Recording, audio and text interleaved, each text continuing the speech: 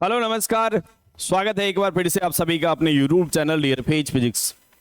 मैं हूं नरेश प्रताप और आज हम लोग देखने वाले हैं किसी भी इंडक्टर के क्रॉस एनर्जी स्टोर कितना होता है। तो बच्चे, ये आपके बोर्ड एग्जाम के पर्पज से भी बहुत इंपॉर्टेंट है और खास करके यदि आप क्वेश्चन बनाना चाहते हैं तो यहाँ से आपको ऑब्जेक्टिव से साथ साथ अच्छे क्वेश्चंस भी आपसे यहाँ से बन सकता है। तो चलिए आइए थोड़ा सा शुरुआत करते हैं energy stored in an inductor. पहला कंसेप्ट क्या है कि आपको ये समझ में आए कि एक्चुअली में एनर्जी स्टोर होता कितना है और क्यों होता है। देखो, आपको इतना जरूर पता है कि हम सभी धरती पे रहते हैं, अर्थ सरफेस पे हैं और यहां पे प्रेजेंट है ग्रेविटेशनल फील्ड।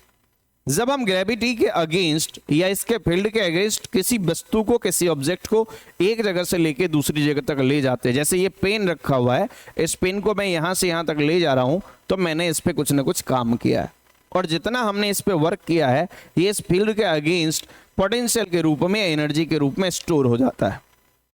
मतलब यदि मान लो आप क्या कल बोले कि सर इस कॉइल से रिलेटेड करंट को जब चेंज करवाते हैं तो ये कॉइल खुद में एक इंड्यूस करंट जनरेट कर लेता है।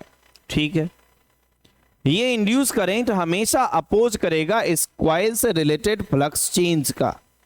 ठीक, यदि मान लो ये कॉइल अपने फ्लक्स चेंज का या इस करंट का, मेन करंट का अपोज कर रहा है तो इस बैटरी को इस करंट के वैल्यू को बरकरार रखने के लिए, स्टेडी करंट को मेंटेन करने के लिए कुछ ना कुछ काम करना पड़ रहा और जितना वर्क इसको करंट को चलाने के लिए करना पड़ रहा है यही वर्क एक्चुअली में इस इंडक्टर के एनर्जी के रूप में स्टोर हो जा रहा।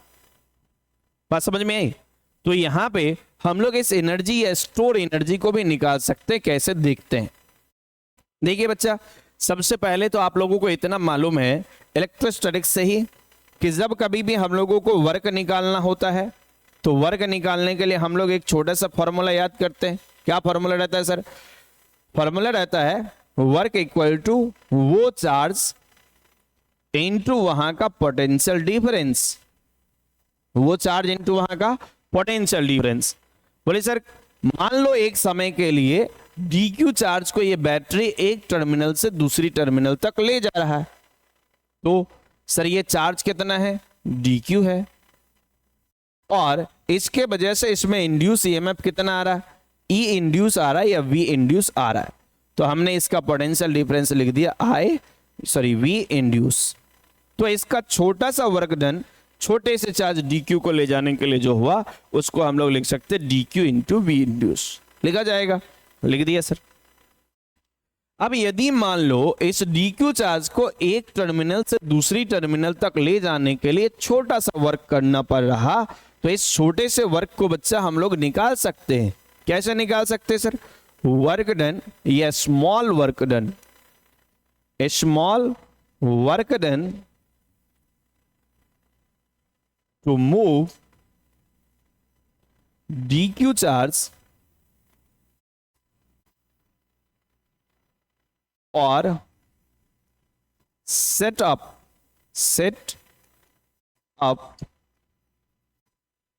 steady current in coil by battery। Battery ने कितना वर्क किया? बोले सर बैटरी ने जो वर्क किया है एक्चुअली में हम उस वर्क को लिख सकते हैं, वर्क डन जो होगा वो कितना होगा बच्चा? ये होगा sir dq into V induce. तो लिख दिया इतना अगेंस्ट में वर्क करना पड़ रहा। ठीक है, नहीं? लिख दिया। अब यदि हमने इतना लिखा बच्चा तो यही इसके एनर्जी के रूप में स्टोर होगा। तो सर इसको तो हम जानते dq तो सही है, इंड्यूस ईएमएफ कल ही हम लोग पढ़ा पिछली क्लास में। सर इंड्यूस ईएमएफ होता कितना है? ये होता -L/di/dt। तो सर आपने माइनस लिखा क्यों नहीं? क्योंकि वो निगेटिव का मतलब है वो फ्लक्स चेंज का अपोज करता। मैग्नीट्यूड वाइज हम लोग इतना भी लिख सकते हैं। लिख दिया। अब आप तरीके से इसको कितना लिख सकते हो? सर ये L कांस्टेंट है, इसको बाहर ले लिया और मैं यदि तरीके से dq/dt को एक साथ लिख दूं और di को बाहर लिख दूं तो भी दिक्कत नहीं होगा। बोले सर ऐसा लिखने से कोई फायदा? बिल्कुल है। आप जान गए कि dq बाई dt जो होता है वो होता है आपका करंट। तो आपने लिखा dq बाई dt क्या है? The rate of change of current, sorry the rate of change of charge with respect to time, या the rate of flow of charge. Rate of flow of charge जो है उसी को हम लोग बोलते हैं करंट। तो लिख दिया सर। अब यदि हमने इतना लिखा तो ये कितना हो जाएगा बच्चा? ये हो जाएगा L I D I। तो सर ये छोटा सा वर्क जो करना पड़ा, इस छोटे से वर्क को हम लोगों ने लिख दिया। कितना? ये आ गया सर LIDI। अब यदि हमको कंप्लीट वर्क डन निकालना हो तो कंप्लीट वर्क डन के लिए क्या करेंगे सर? कंप्लीट वर्क डन के लिए ऐसे छोटे छोटे वर्क को जोड़िए। और सभी को जोड़ने में फिजिक्स के लिए सबसे आसान तरीका है इंटीग्रेशन। तो आप क्या करोगे? कंप्लीट वर्क डन निकालोगे, कंप्लीट वर्क डन। तो बच्चा ये जो कंप्लीट वर्क डन आएगा ना, ये कंप्लीट वर्क डन आएगा इंटीग्रेशन ऑफ DW, और ये आएगा इंटीग्रेशन कितने का सर? ये आ जाएगा LIDI। इसको इंटीग्रेट करो, कर दिया सर। DW का इंटीग्रेशन होगा W, ये सबको मालूम है। इसका इंटीग्रेशन बताओ। ये जो L है बच्चा ये कांस्टेंट है। अब इस L को आपने कांस्टेंट के वजह से बाहर कर दिया तो इंटीग्रेशन में कौन बचा सर? IDI। अब इस IDI का इंटीग्रेशन बिल्कुल वैसा ही है जैसा आपने x dx का पढ़ रखा है। तो आप क्या करोगे? x dx का इंटीग्रेशन आप जानते हो कितना होगा? x square by 2। तो ये कितना होगा बच्चा? ये हो जाएगा सर I स्क्वायर बाई 2। तो हमने इसको भी लिख दिया। बोला कितना लिख दिया? तो ये आ जाएगा L into I square by 2। तो तरीके से बच्चा हम लोग इस वर्क डन को निकाल पाए हैं, और ये आया है हाफ LI स्क्वायर। तो मतलब सर ये इतना वर्क जो है ना बैटरी को स्टेडी करंट मेंटेन करने के लिए करना पड़ रहा। और आपने क्या बोला कि जितना वर्क बैटरी कर रहा है वही वर्क एक्चुअली में इसके एनर्जी के रूप में स्टोर भी होगा। तो सर एक बात कंफर्म है कि आप इसके एनर्जी को भी लिख पाओगे या एनर्जी स्टोर को बता पाओगे। एनर्जी स्टोर कितना सर? ये वर्क के बराबर। तो वर्क का फॉर्मूला कितना सर? हाफ LI स्क्वायर के बराबर। तो बच्चा आज से किसी भी इंडक्टर के अंदर जब आप करंट उससे पास करवाओगे I, तो उसका एनर्जी होगा हाफ LI स्क्वायर। चूंकि ये एनर्जी है तो इसका यूनिट जूल होगा, है नहीं? तो इस बात को हम लोगों को समझना है। इस बात को हम लोगों ने समझ भी लिया कि एनर्जी स्टोर सर इतना होगा। नहीं, अब एक और चीज आपको ऑब्जेक्टिव में देखने को मिलेगा, जब बच्चे से पूछा जाता है उसको हवा में नहीं लगता है। एनर्जी स्टोर के बाद एनर्जी डेंसिटी, एनर्जी डेंसिटी। बोले सर ये एनर्जी डेंसिटी क्या है? एनर्जी डेंसिटी एक बार मैंने आपको इलेक्ट्रोस्टैटिक्स में पढ़ाया था, याद करो। आप जानते हो कि एनर्जी डेंसिटी जो होता है ना, ये एनर्जी पर यूनिट वॉल्यूम के बराबर होता है। किसके बराबर होता है बच्चा? एनर्जी पर यूनिट वॉल्यूम के। तो sir energy per unit volume उसमें कितना आया था? Half epsilon not E square. याद करो हम लोगों ने ये फॉर्मूला निकाला हुआ था और बोला भी था कि डायरेक्ट पूछा जाता है, अच्छे अच्छे एग्जामों में भी पूछ लिया जाता है। तो बच्चा आज हम लोग एनर्जी डेंसिटी देख रहे हैं इसमें मैग्नेटिज्म में, सॉरी EMI में। देखते थोड़ा सा कितना होगा सर। ये इसका energy by volume. Sir energy कितना है? एनर्जी है बच्चा half LI square by volume कितना सर? V।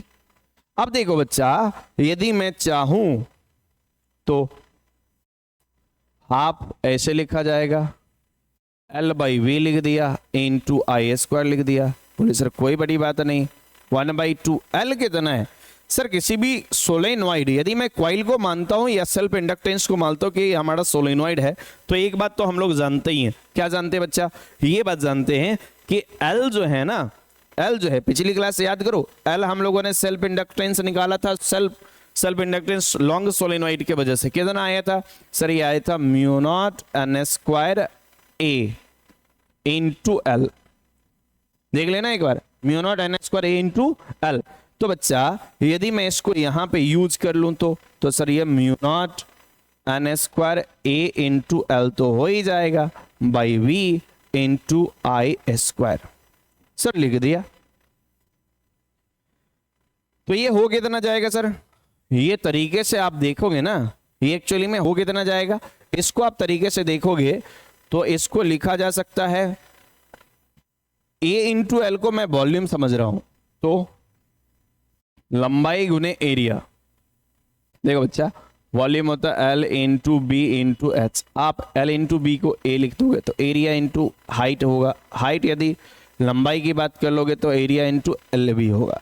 तो यहाँ पे हम लोग वॉल्यूम के A इंटू एल भी लिख सकते हैं। तो ध्यान देने वाली बात है कि यदि मैं इसको वॉल्यूम लिख देता हूं तो ये वॉल्यूम के जगह पे A इंटू एल हमने लिख दिया और ये यहां से यहां कट गया। तो आंसर कितना आया सर, आंसर ये आया mu not an square I square by 2। यदि आप इसको मैग्नेटिक फील्ड के टर्म में लिखना चाहते हैं, एनर्जी डेंसिटी का ये भी फॉर्मूला सही है बच्चे, ये गलत नहीं है, ये करंट के टर्म में है। लेकिन आपसे जो पूछा जाता है बोर्ड एग्जाम में, जो डायरेक्ट ऑब्जेक्टिव में आता है, वो क्या चीज है, वो है सर, आप जानते हो कि सर बी होता है कितना, म्यू नॉट एन आई।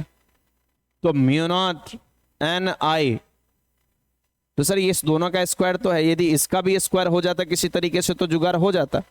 मतलब स्क्वायर करने के लिए हमने मल्टीप्लाई कर दिया और डिवाइड कर दिया, बोलो कितना से, तो सर म्यू नॉट से मल्टीप्लाई कर लो और म्यू नॉट से डिवाइड कर लिया। अब यदि ऐसा कर लिया ना बच्चा, तो ऊपर देखो ये किसका स्क्वायर हो गया, म्यू नॉट एन आई का होल स्क्वायर हो गया है। नीचे कितना है सर, नीचे है 2 और म्यू नॉट बच गया, तो हमने लिख दिया एनर्जी डेंसिटी को इतना। तो बच्चा ये इसी को लिख दिया जाता है बी स्क्वायर। तो आप कितना लिखोगे सर, ये B square by 2 mu naught होगा और यही एनर्जी डेंसिटी के बराबर होगा, जो कि कई बार ऑब्जेक्टिव में पूछा जाता है। बच्चे को हवा भी नहीं लगता कि ये फॉर्मूला आया कहां से था। ठीक है, तो सबसे पहले तो आज हम लोगों ने बात किया एनर्जी स्टोर्ड इन इंडक्टर पे। तो इसको मैं तरीके से लिख देता हूं कि यदि मैं चाहूं एनर्जी स्टोर्ड इन इंडक्टर को, इसको तो ये होता कितना है, सॉरी ये होता कितना है, इसको हम लोग तरीके से ऐसे लिख सकते हैं। देखना बच्चे, इसको लिखा जा सकता है। तो हम लोगों ने क्या किया, इसको थोड़ा सा लिख डाला सर, लिखो चलो आ जाओ। The energy store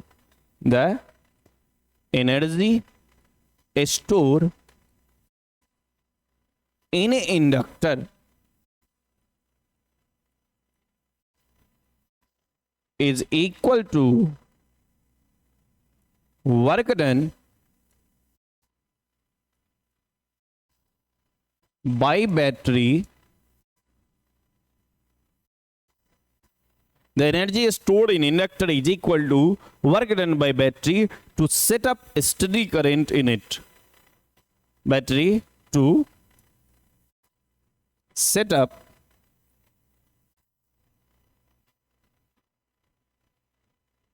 study current in it. ये हमने शॉर्ट में लिख दिया। आप चाहो तो ऐसा भी लिख सकते हो, डी क्यू चार्ज या चार्ज को एक टर्मिनल से दूसरे टर्मिनल तक ले जाने के लिए जितना वर्क डन होगा, यही वर्क डन इसके एनर्जी के रूप में स्टोर हो जाएगा, है नहीं। तो तरीके से आप लोग क्या करोगे, एक ये तो लिख ही लोगे और इसके बाद एक डायग्राम को बनाओगे अच्छे से, और डायग्राम बनाने के बाद आप लोग इसको थोड़ा सा सही से नोट्स कंप्लीट कर लोगे, क्योंकि ये एग्जाम में आप लोगों से पूछा जाता है। ठीक है, तो एक बार इसको ठीक से देख लेना। आप लोग यहाँ तक हम लोगों ने कर लिया, एक बार आप इसको थोड़ा सा आगे बढ़ा के इसको नोट्स बनाने के लिए तरीके से फिर से आप इसका स्क्रीनशॉट ले लो, या नहीं तो देख लो, फिर से पॉज करके लिख लो। फिर इसके आगे हम लोगों ने एनर्जी डेंसिटी पढ़ा बच्चे। तो एनर्जी डेंसिटी इतना जो होता है mu naught by B square by 2 mu naught के बराबर, है नहीं। थोड़ा सा बात मैं आपसे करना चाहता हूं कि देखियो, ये समय तो है ही बोर्ड एग्जाम के हिसाब से आपके लिए सबसे बेहतरीन समय चल रहा है ये, और खास करके इसमें कुछ चीज़ों का आप ध्यान रखिए, जैसे आपका सेहत ये बना रहे, ये अच्छा रहे, इसके लिए आपका खान पान अभी से लेके एग्ज़ाम तक सही होना चाहिए। आप बहुत ज़्यादा, क्योंकि जब जैसे ठंडी का मौसम आता है बच्चे समोसा लिट्टी खा के गुजारने लगते समय, अपना समय बचाने के लिए, अब पूरा साल उन्होंने भले तैयारी नहीं किया हो, लास्ट के टाइम में वो समय बचाने के लिए अलग अलग काम करने लगते हैं, कहीं से मिस ज्वाइन करते हैं, कहीं से उल्टा सीधा खाना खाते हैं। देखो बच्चे, आपके शरीर में एनर्जी तब होगा जब आप खाना अच्छा दोगे। अपने शरीर को आप समझो, आप उसको खाना अच्छा दो। अभी से लेके एग्जाम तक आप मेंटेन करो इन सब चीज़ों को। अपने रूटीन को बहुत ज़्यादा चेंज मत करना, बहुत ज़्यादा फ्लक्चुएट मत करना, क्योंकि कई बार ऐसा हुआ है कि बच्चे लास्ट के टाइम में अपने रूटीन को चेंज कर दिए। जो बच्चे शुरुआत में 1 घंटे 2 घंटे नहीं पढ़ रहे थे, वो 10 घंटे पढ़ने का प्लान बनाते हैं।